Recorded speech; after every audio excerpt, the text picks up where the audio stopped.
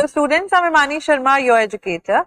I warmly welcome you all on yet another YouTube video जिसमें हम research aptitude के previous year questions which are from 2023 उनको discuss कर रहे थे. So एक video already डल चुकी है जिसमें we have talked about part 1, right? जिसमें research के ही questions from 2023 we have covered.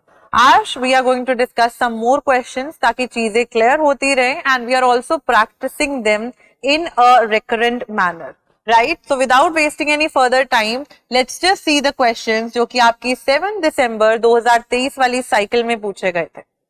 The very first question that I have for you all here is, you guys can pause your screens, अपनी screens को pause करके questions को पढ़ सकते हो and then you can play them up to see what the answer is because I'll be gradually moving forward with the answer, taking as well. So quantitative research can be construed as a research strategy that usually, तो इसमें quantitative research कैसी होती है, उसमें कौन सी strategy use की जाती है, that is what you all are supposed to answer.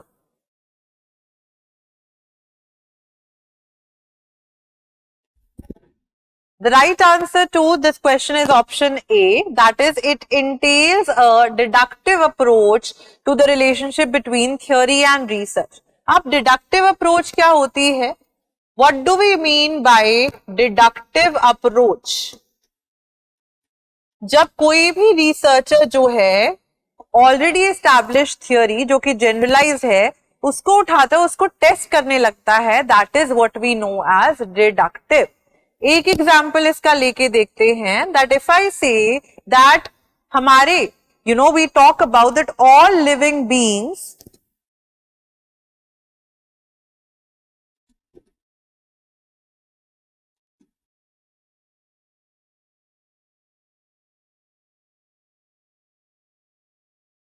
Need oxygen to survive, ये एक स्टेटमेंट है, राइट, जो कि एक ऑलरेडी प्रूवन फैक्ट है.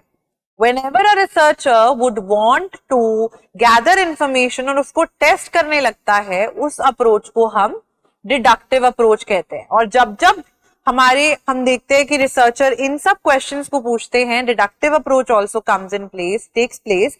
वी सी दैट इसमें हम लोग एक चीज देखेंगे कि डिडक्टिव होगा तो वो क्वांटिटेटिव होगा. जब भी कोई चीज मेजर करी जाएगी, राइट, इन क्वांटिटेटिव टर्म्स चीजों को देखा जाएगा, सारी चीजों को ऑब्जर्व करा जाएगा, right. So we can say that all living beings में क्या क्या आ जाते हैं? बहुत सारे जानवर आ जाते हैं, मैमल्स आ जाते हैं, ह्यूमन बीइंग्स आ जाते हैं, right. So if we try to talk about the living beings, all of them they need oxygen to survive. चाहे हम फिश की बात करते हैं, वाटर उनकी क्रीचर्स की बात करते हैं, right, all of them they need oxygen to survive in one way or the other, correct.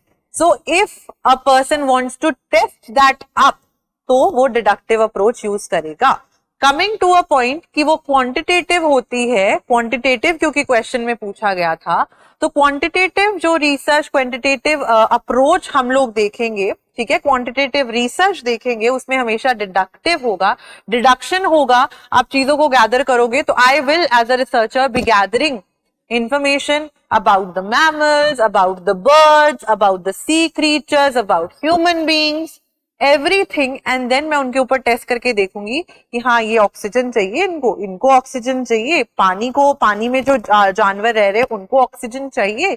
So when I will test that to prove a point, that is deductive approach. हमेशा ये याद रखना है, deductive approach is to test a theory.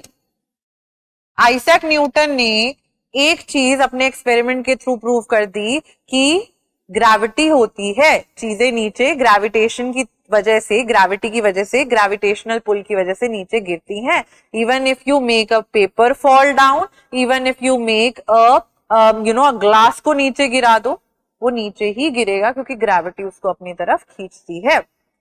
तो वो theory established है. अगर मुझे एज अ रिसर्चर वो चीज चेक करनी है तो मैं अपने रूम में एक ग्लास उठाऊंगी और उसको फेंक के देख लूंगी, हवा से फेंक के देख लूंगी, right. So I will test that theory, that is deductive. और अगर टेस्ट करते हो तो वो क्वांटिटेटिव होता है, टेस्ट करते हो तो क्वांटिटेटिव होता है, ठीक है.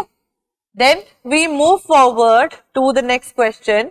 दो स्टेटमेंट्स है. Qualitative research, it lays emphasis on contextual understanding. जो भी कॉन्टेक्स्ट है उसके रिलेटेड चीजें आप देखते हो. Then we have option 2 that says quantitative research is typically highly unstructured. तो अगर आप लोग ने पुरानी वीडियो देखी होगी आप ये आंसर इजीली सॉल्व कर पाओगे. Statement 1 and statement both of them are correct. Both are incorrect. One is correct or 2 is incorrect, or 1 is incorrect, 2 is correct. What do you have as the answer here? Pause the screens, read the question carefully and then answer. ये आपका 7 दिसंबर की ही shift में पूछा. आज के जितने question है 7 December 2023 से रिलेटेड है. The right answer to this question is option C, that says that पहली स्टेटमेंट करेक्ट है, दूसरी रॉन्ग है. पहली स्टेटमेंट करेक्ट है, दूसरी रॉन्ग है. क्वालिटेटिव रिसर्च में कंटेक्चुअल अंडरस्टैंडिंग चाहिए. हमें पता होना चाहिए कि क्लास में क्या चीजें चल रही हैं. अगर मैं एग्जाम्पल देके देखती हूँ, पीएचडी का ही फिर से एग्जाम्पल लेके देखते हैं कि क्वांटिटेटिव जो होगी उसमें हम लोग नंबर्स देखते हैं, क्वालिटेटिव में हम लोगों के व्यूज जानना चाहते हैं. हैप्पीनेस को मेजर कर सकते हो? नहीं कर सकते. हैप्पीनेस क्या है? एक क्वालिटी है. सैडनेस क्या है? एक क्वालिटी है. तो जब आप कोई चीज को प्रॉपरली मेजर नहीं कर सकते, आप उसको क्वालिटेटिव रिसर्च कहोगे. उसमें आप लोगों के ओपिनियंस को you can know. For that you will need a contextual understanding. You will need a contextual understanding. जैसे अगर आपसे एग्जामिनर ने, आपके इंटरव्यूअर ने पूछ लिया कि आपने ये पर्टिकुलर थ्योरी क्यों चूज करी है, आपने मार्क्सिस्ट अप्रोच क्यों लगाई है, आपने फेमिनिज्म क्यों चूज करा है अपने पीएचडी टॉपिक के लिए, so what you can say, you can tell कि हाँ जी मेरा यहाँ से इंटरेस्ट बढ़ा था. My mamma, she is a very strong woman, I have seen her doing several things. ठीक है, तो बहुत सारी चीजें आप एक्सप्लेन कर सकते हो. तो आप एक कॉन्टेक्स्ट बिल्ड करके चीजें एक्सप्लेन करोगे. When you will be explaining things तो वो क्वालिटेटिव हो जाएगा. तो वो क्वालिटेटिव हो जाएगा. सेकंड ऑप्शन गलत क्यों है? स्टेटमेंट गलत क्यों है? क्योंकि उन्होंने बोला है कि क्वांटिटेटिव रिसर्च जो है typically highly unstructured. No, qualitative research में जब टीचर आपसे कुछ चीजें पूछती हैं, इंटरव्यूअर आपसे कोई चीजें पूछता है कि अच्छा मम्मा ऐसे करती थी लेकिन मम्मा ने ऐसा क्यों करना शुरू करा, तो they are also asking questions which are not really prepared. They are asking questions based on the candidate, वो क्वेश्चन क्या लेके आए हैं. फॉर दैट हमारी जो क्वालिटेटिव है ये अनस्ट्रक्चर्ड होती है. इसमें जो इंटरव्यूअर है या कोई भी इंसान जो चीजें पूछ रहा है वो उसने प्री डिफाइन नहीं करी हुई, प्री फ्रेम नहीं करी हुई. क्वांटिटेटिव में चीजें हाईली अनस्ट्रक्चर्ड की जगह पे स्ट्रक्चर्ड होती हैं. स्ट्रक्चर्ड होती हैं. कितने बच्चों ने को करिकुलर एक्टिविटीज में पार्टिसिपेट करा, तो आप कितने बच्चे क्वांटिटेटिवली यानी कि मेजर करके बता सकते हो, एंड यू कैन टेल. तो ये स्ट्रक्चर्ड मैनर में चीजें जाती हैं क्वांटिटेटिव में. ठीक है, तो that's why option C is the one which tells us कि हमारी पहली स्टेटमेंट करेक्ट है, दूसरी गलत. Then in academic writing, the abbreviation FN is used to represent what? The answer to this question is option B.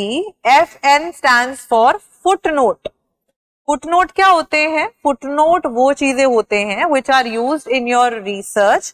चाहे आप किसी की भी बात कर लो, रिसर्च के रेफरेंसिंग स्टाइल में ये यूज होते हैं to tell, to make people aware about additional information.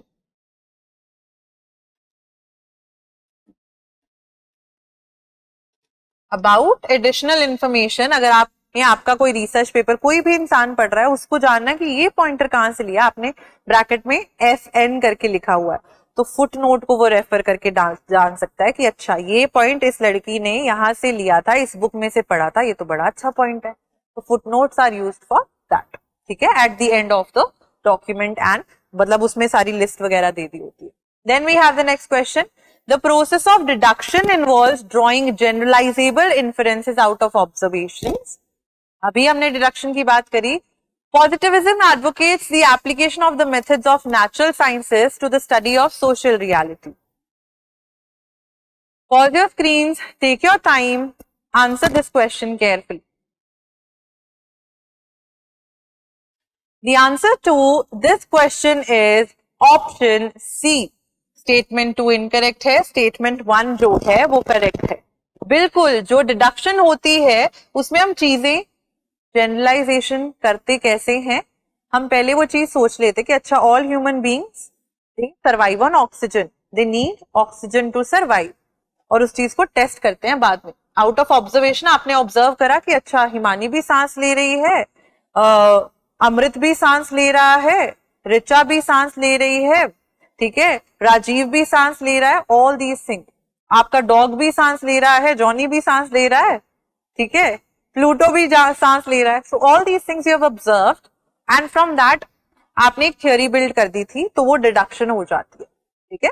Then second statement partially incorrect है, this statement is partially incorrect.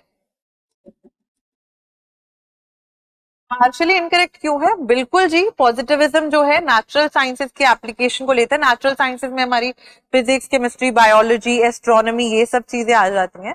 तो पॉजिटिविज्म एज एन अप्रोच ना बच्चे, जो हमारा पॉजिटिविज्म है एज एन अप्रोच बिल्कुल साइंटिफिक मेथड्स लेता है नेचुरल साइंसेस वाले। पॉजिटिविज्म जो है इट सपोर्ट्स साइंस, ये कहता है साइंस से कुछ भी चीज प्रूव करके दे दो मैं मान लूंगा। पॉजिटिविस्ट ऐसे सोचते हैं, मैं मान लूंगा तुम साइंस के थ्रू वो चीज प्रूव करके दे दो। नेचुरल साइंसेस में लगता है, ठीक है, इसका मतलब नेचुरल साइंसेस में कौन कौन से मेथड्स यूज होते हैं? नेचुरल साइंसेस में जो मेथड्स यूज होते हैं they are experiments etcetera, experiment, surveys हो गए, ये यूज होते हैं नेचुरल साइंसेस में methods. But positivism is not just related to natural sciences and using its methods, it's also related to empiricism. empiricism के साथ related है, मैं बताऊंगी क्या होता है empiricism. It also takes into account objectivity. It also takes into account objectivity and it also wants to enhance knowledge. तो epistemological भी है ये। तीनों पॉइंट्स को समझने की कोशिश करते हैं। एम्पेरिसिज्म क्या होता है? हमारे शरीर में 5 सेंसेस हैं, हम उनके थ्रू खाना, हमारी स्किन है, हमारी आईज है, ईयर्स है, नोज है, हमारी टंग है, ठीक है, what different senses we have, we observe things through that. तो पॉजिटिविज्म में एम्पेरिसिज्म को भी मौका दिया जाता है कि सेंसेस से भी आप कुछ चीजें एक्सपीरियंस करते हो, लेकिन उनको साइंस के साथ बैकअप करके दिखाओ, ठीक है। तो एम्पेरिसिज्म उस सेंस में हो गया। Objectivity as in if a researcher is having a positivist stance in his mind, तो वो अपना पॉइंट ऑफ व्यू नहीं देगा। यहाँ पे रिसर्चर जो है वो क्या करेगा? डिटैच्ड होगा, मतलब वो चीजें जो है उनमें अपना पॉइंट ऑफ व्यू नहीं देगा, वो सिर्फ ऑब्जर्व करेगा, चीजों को सिर्फ और सिर्फ ऑब्जर्व करेगा ऑब्जेक्टिवली, विदाउट बीइंग बायस्ड, ठीक है। एपिस्टेमोलॉजिकल मतलब, एपिस्टीम का मतलब होता है नॉलेज। तो this field also helps in providing knowledge. तो ये सिर्फ और सिर्फ नेचुरल साइंसेस के मेथड्स को नहीं अप्लाई करती, ये एम्पेरिसिज्म के मेथड्स को अप्लाई करती है, ये एपिस्टेमोलॉजी के मेथड्स को भी अप्लाई करती है। That's why this statement is partially incorrect. तो पार्शियली इनकरेक्ट है तो हम उसको इनकरेक्ट ही मानते हैं, ठीक है, नेट के क्वेश्चंस में। I hope things are clear to you all with regards to जो क्वेश्चंस हमने आज सॉल्व करें फ्रॉम 7 दिसंबर 2023 का cycle. I'll see you guys in another video. Till then, keep on studying. Thank you so much and have a good day. Bye-bye.